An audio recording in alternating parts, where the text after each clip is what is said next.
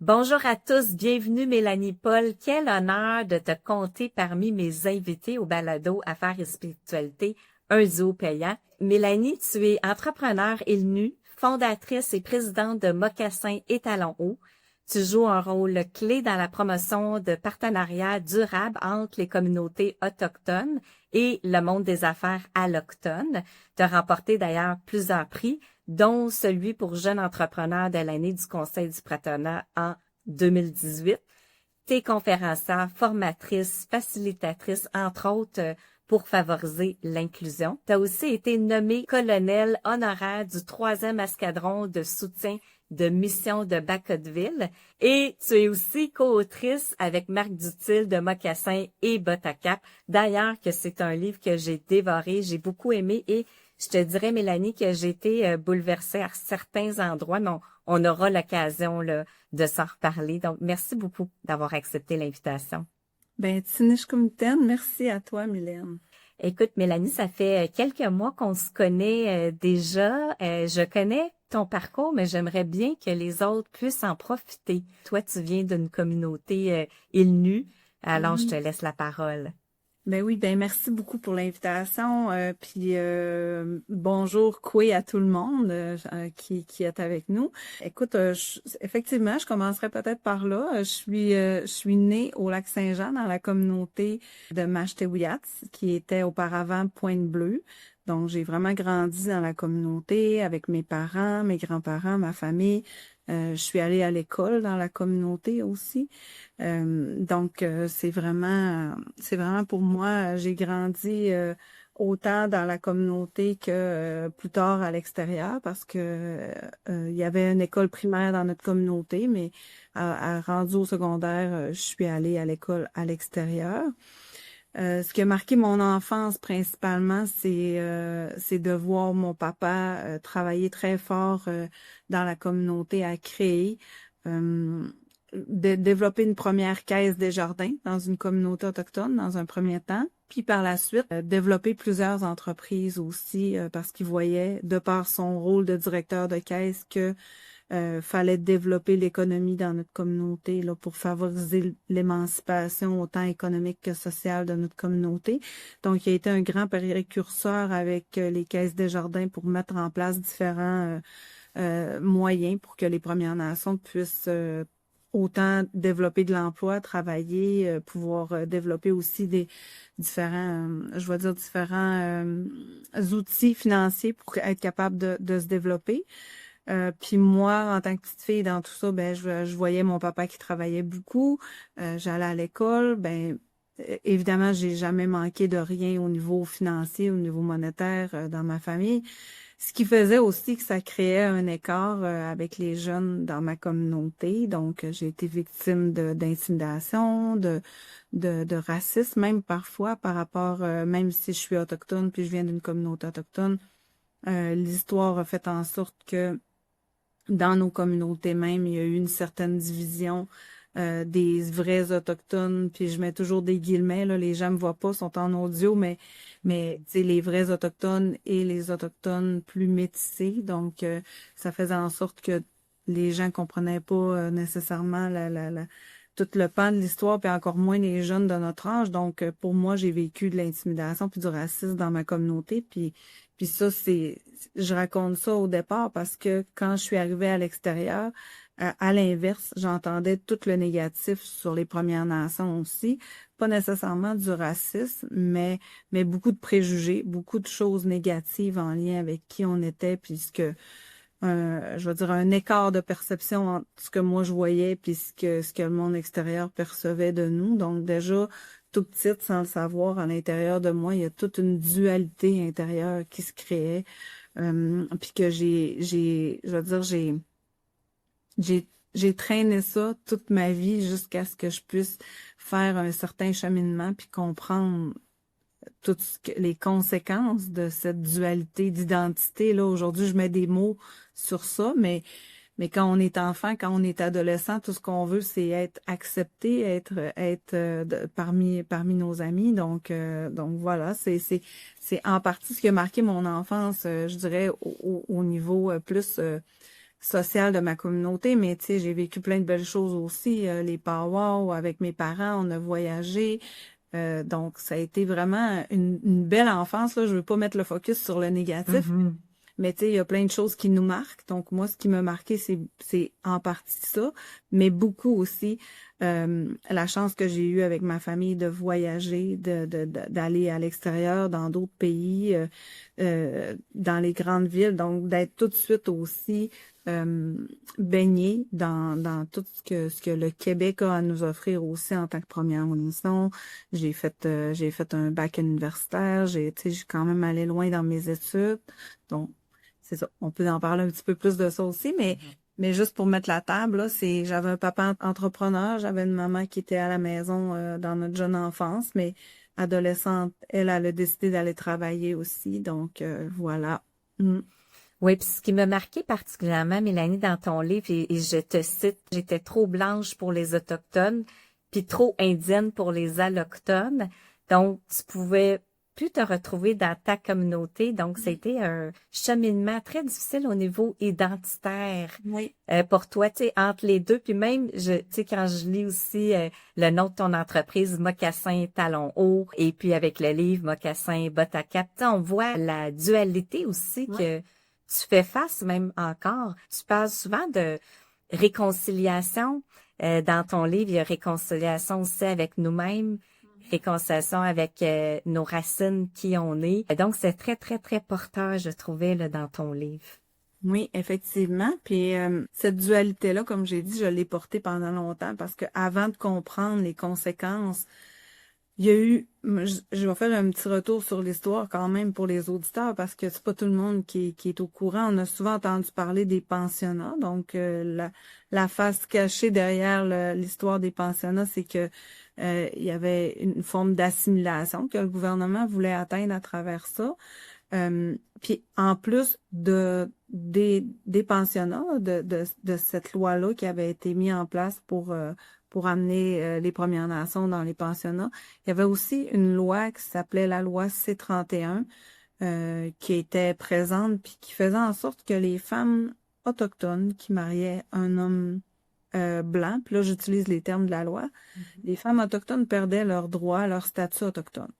Elle pouvait demeurer dans la communauté, mais elle n'avait pas le droit de propriété, puis elle perdait son statut indien à l'époque. À l'inverse, une femme blanche qui mariait un homme autochtone, elle avait tous les droits d'une femme autochtone. Donc, elle avait un numéro de bande, elle avait les droits qui allaient avec, etc. Encore une fois, derrière ça, l'objectif, c'était d'assimiler par l'éducation. Parce qu'une femme autochtone qui va se retrouver à l'extérieur de la communauté, osera pas parler sa langue, osera pas faire les rituels, la tradition, etc., parce qu'elle va se retrouver dans une communauté allochtone. Puis à cette époque-là, on se rappelle que on faisait pas attention aux mots comme aujourd'hui, mais on nous appelait les sauvages à cette époque-là encore. Puis à l'inverse, ben une femme allochtone qui s'en venait demeurer dans la communauté puis élever les enfants, ben elle va élever les enfants comme elle a été élevée avec sa langue francophone puis avec ses traditions puis ouais, c'est ça. Fait que bref, ça l'a créé vraiment à travers le temps une certaine dualité de part, comme je disais tantôt, les vrais autochtones et les moins vrais autochtones. Donc, tout ça a créé une dynamique, je veux dire, de dualité à l'intérieur même des communautés. Puis, une fois que j'ai grandi, parce que moi, j'ai décidé de faire un bac en service social très jeune, là, déjà adolescente, je savais que c'était vers ça que je voulais m'en aller. J'ai étudié à l'Université Laval, j'ai fait un bac en service social parce que je voyais toutes les problématiques sociales qui pouvaient se trouver dans nos communautés, puis je voulais vraiment faire quelque chose pour ça. Ce bac-là m'a permis vraiment de comprendre des choses en lien avec, oui, les différentes problématiques, mais plus tard, j'ai aussi compris que ça part de nous-mêmes, que la guérison part de nous-mêmes, puis que, tu sais, faut vraiment faire un cheminement personnel. Puis c'est un peu ça que je décrivais dans le livre aussi, parce que j'ai eu à faire ma propre guérison ou ma propre réconciliation intérieure de cette dualité-là entre le monde autochtone et le monde allochtone. pour me rendre compte que j'avais pas à choisir entre les deux, mais que j'étais les deux à la fois, parce que oui, je suis autochtone, j'ai mes racines, j'ai ma fierté, j'ai toute cette tradition-là, même si j'ai pas eu la chance d'avoir la transmission de la langue que j'ai perdue à travers le temps. J'ai quand même tout le bagage qui m'a été transmis par mes grands-parents, par mes parents. Puis à l'inverse, ben quand je suis arrivée à l'extérieur, j'ai été dans le monde alloctone pour aller étudier. Ben je suis aussi allée chercher des outils puis un bagage important aujourd'hui pour faire qui je suis. Puis cette réconciliation-là, elle s'est faite en partie dans un cheminement que j'ai fait quand je suis allée à l'école d'entrepreneurship de Beauce. J'en parle aussi dans mon livre. Puis bref, cette réconciliation-là, elle s'est faite tranquillement à mesure que j'ai fait du développement personnel, puis j'ai pris un peu plus conscience de qui j'étais, puis j'ai appris à me connaître. Je dirais qu'il y a aussi un côté, une quête de sens qui est venue après un certain temps, parce que, tu sais, j'ai fait l'école pendant 2 ans, après avoir fait beaucoup de développement personnel à l'école, puis, tu sais, l'école est beaucoup axée à apprendre à se connaître en tant qu'humain. Oui. Pour être un meilleur leader, faut comprendre qui on est, puis être un meilleur humain. Puis peut-être que je pourrais faire l'introduction avec la spiritualité à partir de ce moment-là, parce que pour moi, j'étais un peu éloignée de la spiritualité, aller jusqu'à ce moment-là. Puis la spiritualité, elle a refait, je veux dire, surface dans ma vie. J'ai toujours cru à quelque chose de plus grand que moi. Chez les Premières Nations, nos croyances sont beaucoup reliées à nos ancêtres. Donc, je parlais beaucoup à ma grand-mère, mon grand-père qui était décédé. Ça faisait déjà partie de moi un peu. C'est pas quelque chose que je parlais beaucoup, mais il y avait quelque chose là. Puis, mais de dire de croire en un Dieu ou tout ça, tu sais, pour moi, c'était comme pas, avec toutes les histoires qu'il y a eu en lien avec les Premières Nations, tout ça, il y avait encore là une fois une certaine dualité dans les croyances religieuses, en lien avec ce qui avait été fait avec les Premières Nations. Fait que pour moi, c'était un gros point d'interrogation, là. Tu sais, c'était pas, je ne rejetais pas ça, mais je n'étais pas non plus je vais dire, en admiration non plus devant ça. Donc, j'étais comme un point un peu où je me cherchais là-dedans. Puis, quand j'ai terminé l'école d'entrepreneurship de Beauce, il y a vraiment eu une forme de quête de sens qui est remontée à la surface parce que, oui, j'ai eu certaines transmissions de mon grand-père, etc., mais j'étais quand même éloignée de toute la transmission de savoir plus au niveau de la roue de la médecine, au niveau, tu sais, vraiment plus profond. Puis, j'ai eu la chance de pouvoir aller faire un voyage au Pérou avec un guide Inca qui, pendant 21 jours avec lui, on était un petit groupe, puis on pouvait reconnecter justement je veux dire, au savoir traditionnel autochtone Inca, parce que les Autochtones ne sont pas seulement au Québec, au Canada, il y en a partout dans le monde, des Autochtones. Donc, pour moi, c'était vraiment d'aller, pourquoi je suis allée aussi loin, puis ça aussi, j'en parle dans le livre, tu sais, il y avait une forme de honte d'avoir perdu cette spiritualité-là, puis cette connaissance-là, puis d'aller demander, ou pour moi, dans ma tête à cette époque-là, d'aller quémander à un aîné de ma communauté de me transmettre, c'était pas évident, c'était quand même je veux dire, il y avait vraiment une honte derrière ça, d'avoir perdu ça, parce qu'encore une fois, je commençais moi-même à me réapproprier mon histoire, parce que je comprenais pas, il venait d'où ce sentiment de honte-là. Tu sais, en réalité, j'ai subi ça, c'est parce que ce qu'il faut savoir, c'est que les Premières Nations, pendant des années, ils n'ont pas pu pratiquer la spiritualité autochtone, en fait. Toutes les traditions, les rituels, etc., c'était vraiment interdit par le gouvernement. Donc, non seulement ça s'est perdu dans l'éducation, à travers la culture, à travers une certaine forme de métissage, mais ça s'est aussi perdu parce qu'il y a une grande partie, pendant des années, les Autochtones n'ont pas pu pratiquer. Donc, tout ça, faut se le réapproprier aujourd'hui, il faut retourner le chercher à travers certains aînés. Les gens qui pratiquent encore certaines formes de rituels ou de traditions sont quand même de plus en plus rares. Donc, tu sais, c'est vraiment, faut faire des démarches pour aller vers là parce que c'est plus, ça se fait plus de façon systématique là, dans les familles, cette transmission-là.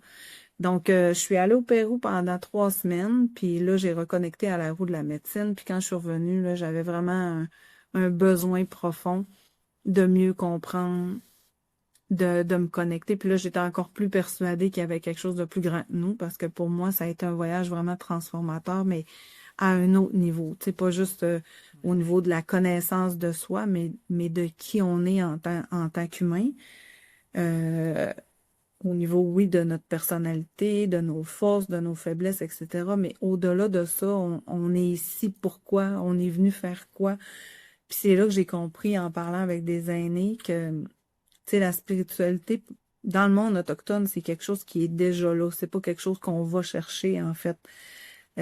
On cherche à l'extérieur la spiritualité, alors que chez les Premières Nations, de la façon qu'on l'explique, c'est on n'est pas un être humain à la quête d'une spiritualité. On est un être spirituel venu vivre une expérience humaine.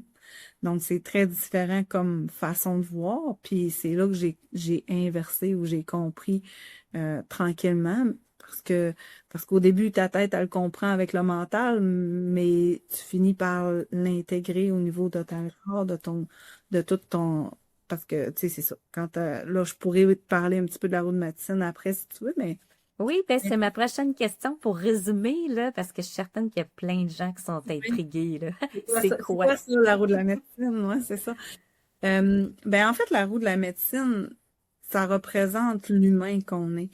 Puis, parce que c'est un outil, je vais dire, de transmission philosophique, de connaissances, de savoir, qui fait partie des Autochtones, des savoirs ou ouais, des savoirs autochtones depuis longtemps, depuis des millénaires, puis que les aînés utilisent pour transmettre différents savoirs. Puis dans cette goût de médecine-là, il y a vraiment beaucoup d'enseignement. C'est sûr qu'en 20 minutes, là, je peux pas Non, non, non. tout dire, mais je donne des ateliers dans ce sens-là s'il y a des gens qui sont curieux, des bootcamps ou des fins de semaine.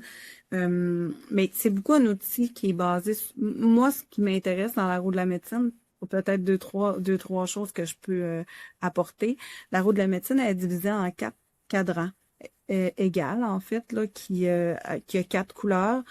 Le rouge, le noir, le blanc et le jaune, qui représentent les 4 ethnies du monde, en fait. Le peuple asiatique, le peuple autochtone, les peuples autochtones, les peuples blancs et les peuples noirs. Donc, on fait tous partie d'un même cercle, on est tous égaux, dans un cercle, personne au-dessus, personne en dessous.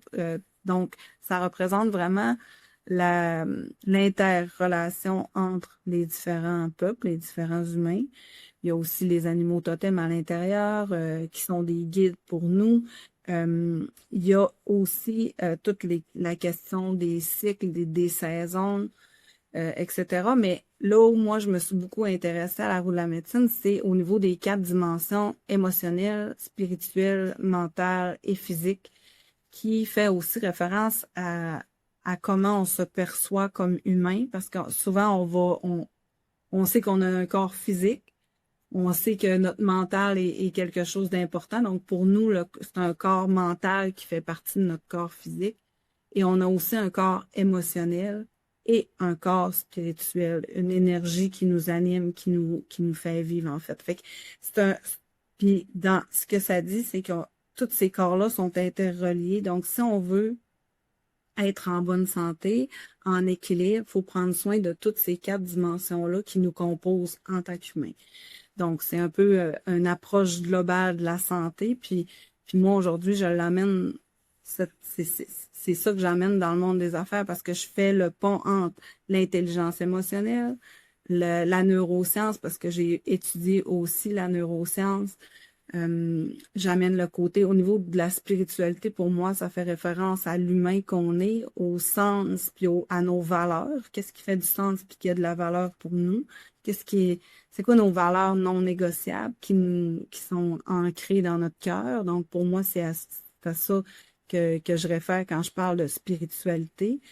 Puis ben le côté physique, hein, faut prendre soin de nous parce que tu sais, on n'est pas des machines, on est des humains avant d'être des entrepreneurs. Donc pour moi, c'est un rappel régulier de comment on fait pour prendre soin de soi dans une approche globale, dans une approche holistique, puis mettre l'humain au cœur de ce qu'on veut développer à travers ces différentes approches-là. Là. Ouais. Très intéressant. Puis durant tes études là à l'école d'entrepreneuriat de Beauce, tu as rencontré Marc Dutil. En lisant ton livre, je dis, mon Dieu, elle l'a complètement transformé. J'imagine que sa conjointe te remercie. Ben oui, effectivement. Autant mon parcours à moi à l'école d'entrepreneurship de Beauce a été quelque chose de transformateur personnellement. Autant le cheminement qu'on a fait Marc et moi à travers l'écriture de notre livre, puis le fait que j'ai amené Marc dans ma communauté vivre aussi un rituel de tente de sudation, de sweat lodge qu'on appelle. Tout le cheminement qu'on a fait, parce que tu sais la roue de la médecine là, c'est pas quelque chose qui est extérieur à nous, c'est quelque chose qui nous habite en fait, parce que cette médecine-là, ce que ça dit, c'est qu'elle est à l'intérieur de nous. On cherche à se soigner à l'extérieur alors qu'on a tous les outils à l'intérieur pour être capable de se soigner puis être capable de, quand on écoute ces 4 corps-là, on sait d'instinct qu'est-ce qu'on a besoin pour se soigner. On peut aller chercher à l'extérieur certains outils, certains supports, certains accompagnements pour mieux voir qu'est-ce qu'on a à soigner ou qu'est-ce qu'on a à libérer à l'intérieur de nous pour se sentir mieux, en équilibre, en paix. Quand tu parles de Marc, pour moi, j'ai pas l'impression que c'est moi qui a amené une transformation, mais j'ai été un miroir à travers lequel Marc a pu lui-même faire ses propres prises de conscience, puis son propre cheminement à travers ça. Fait que je pense que c'est la beauté de la roue de la médecine, c'est qu'elle nous donne plein d'outils, elle nous met en miroir plein de choses, mais pour nous montrer que tout ce qu'on a besoin est déjà là, en fait. Au début du livre, tu sais, c'est vraiment tu parles du livre, on va en parler un petit peu plus parce que le livre est vraiment fait que au début, je raconte mon enfance, Marc raconte son enfance, tu sais, c'est vraiment un livre à 2 voix en parallèle. On n'a pas essayé de dénaturer nos styles d'écriture, donc il y a vraiment le style à Marc, mon style à moi. Puis il y a notre point de rencontre quand on s'est rencontrés à l'école d'entrepreneurship de Beauce. Puis après ça, ben il y a la vie qui a fait en sorte que on s'est revus. Marc est venu me visiter dans ma communauté une première fois.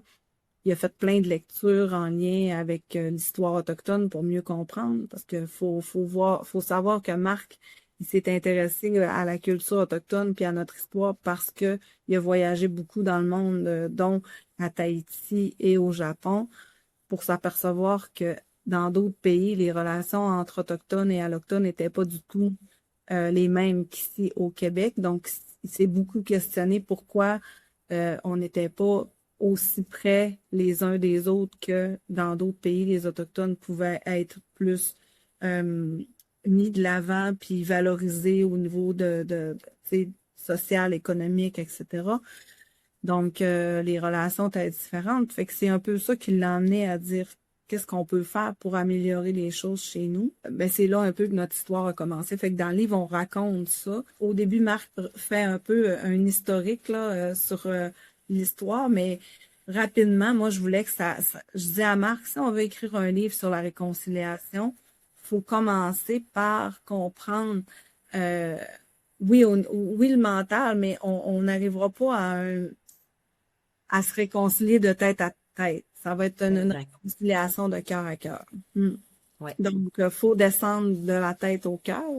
Puis, je vais finir là-dessus, mais c'est le chemin rouge qu'on appelle chez les Premières Nations au niveau spirituel. C'est notre vie spirituelle, notre être spirituel qui est venu vivre une expérience humaine. Cette expérience humaine-là est là pour nous amener de descendre de notre tête à notre cœur, en fait.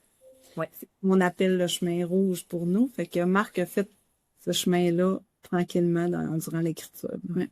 Mélanie, quelles sont tes pratiques spirituelles au quotidien? Ben, je dirais que je pratique beaucoup la respiration consciente, l'ancrage beaucoup, l'ancrage à la terre-mère.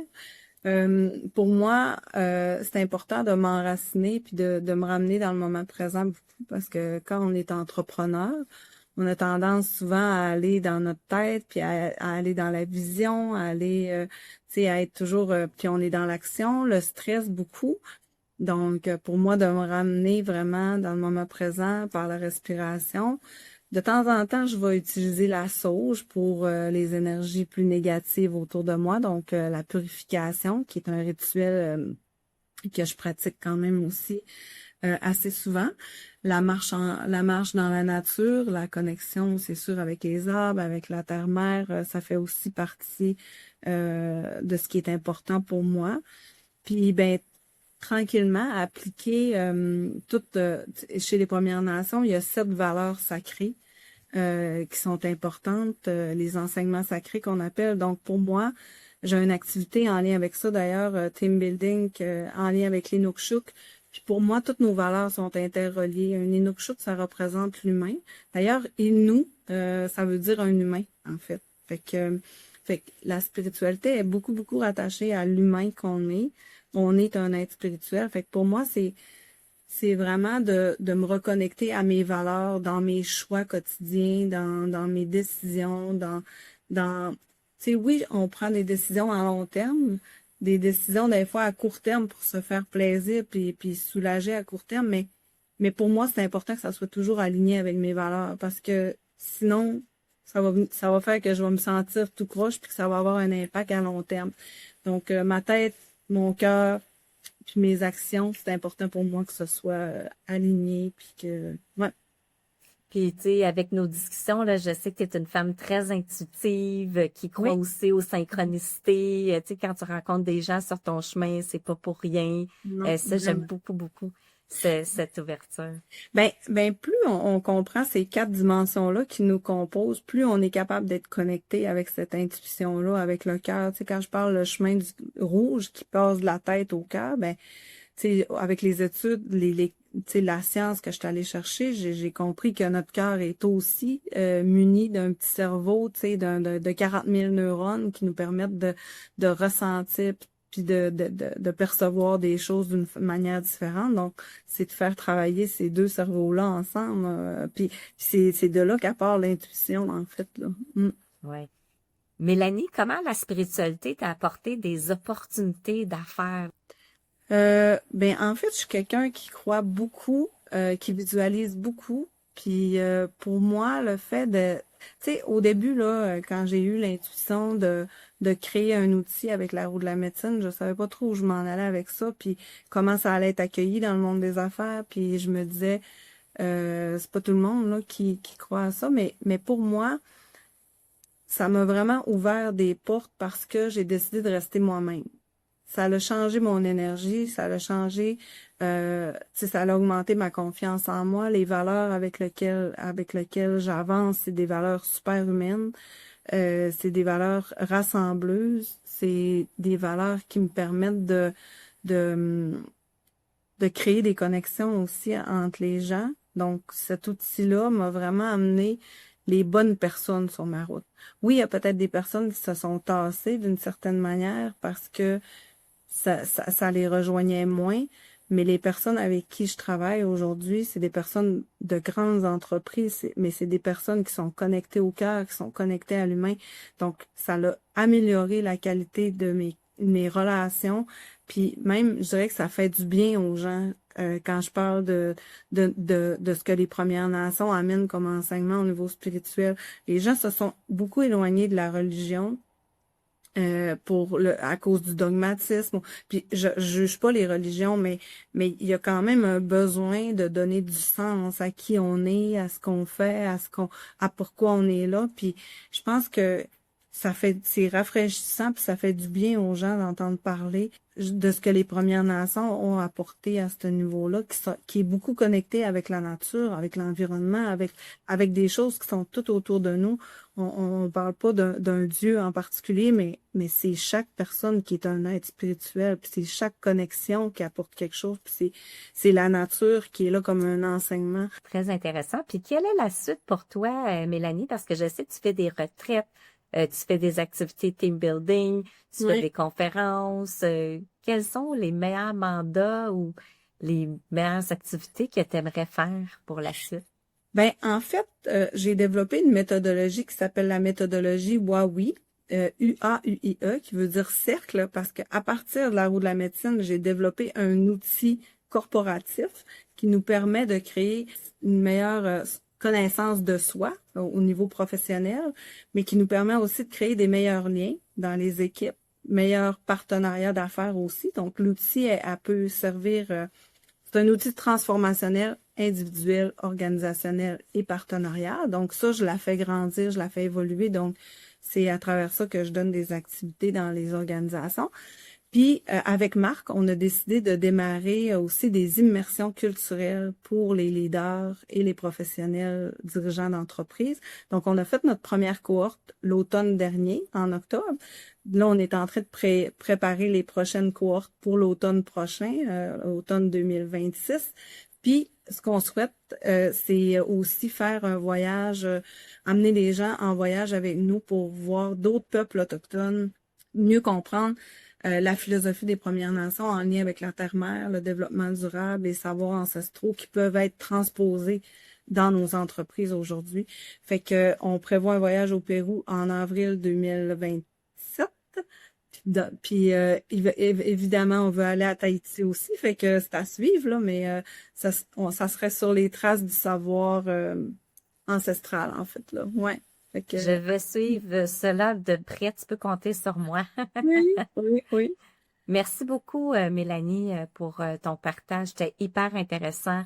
J'ai beaucoup aimé la lecture de votre livre. Je trouvais que c'était très fluide. Les gens qui veulent te rejoindre, c'est sur ton site Internet. Oui, oui, mélaniepol.com ou mocassintalon.com. Comitaine, merci beaucoup à toi pour ton ouverture, pour ce beau balado-là, parce que c'est vraiment un sujet, je pense, qui devrait être encore plus exploré.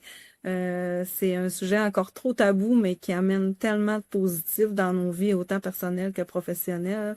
Continue ton beau travail. Merci. Merci, puis très hâte de se revoir à ta prochaine retraite. Oui, merci. Bye. Merci.